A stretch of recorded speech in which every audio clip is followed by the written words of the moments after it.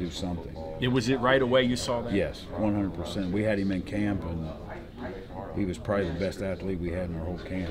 Were you surprised his name didn't kind of blow up a little bit more in the recruiting deal? Yeah, I was. I was shocked, and yeah, he was talking about it actually today. And you know, one of the things he was talking about is West Virginia stuck with me and telling kind of his why and his story. Yeah. And it was really good. And just talking about, you know, hey, I felt like I was a fit. They stuck with me. And he battled through some things, some injuries in high school. He played at a real small high school, played quarterback. He was a really good basketball player, and but he's very athletic. I was curious about this. You guys go, the way the practice schedule is now, you go on, hit, off, right? On, you can't go 2 days back to back. Yes. Do you get in a feel, particularly for the younger guys, how to deal with the grind and the soreness and all that? Because you're really not getting that right now. This right now is, I mean, compared to what it was 10 years ago. Guys used to lay around sore in the hallway. That's they'd have gone. they'd have their air mattresses and be on the couches in the players' lounge and couldn't move. But right now, these guys are.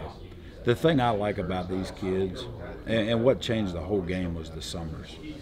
When we're allowed to hold them accountable in the summertime, we're allowed to work with them a little bit in the summertime. So you don't need all the banging in August. And then obviously it's safety reasons as well.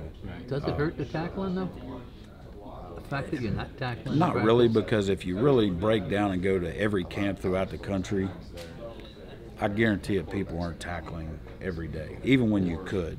Now, maybe back 20 years ago, 25 years ago, it was full gear 2 times a day, go get after it, but that game has changed.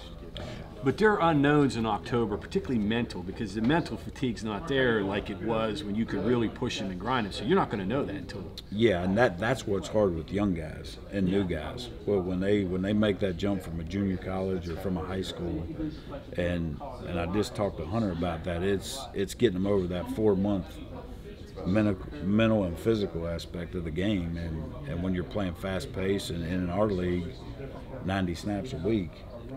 It wears on it. So consequently, it's better to have older guys. Yes. And it showed up a little bit last year with you, didn't it? It did. You know, at different times we had the key guys out that didn't stay healthy and had to. I mean, we were the whole second half of Kansas. We had guys playing out of position, and we were without our top 3 or 4 guys on defense that day. So it was, and then we got some key backups hurt. And now we're playing. At one point, I think we looked out there and we had 6 freshmen on the field. So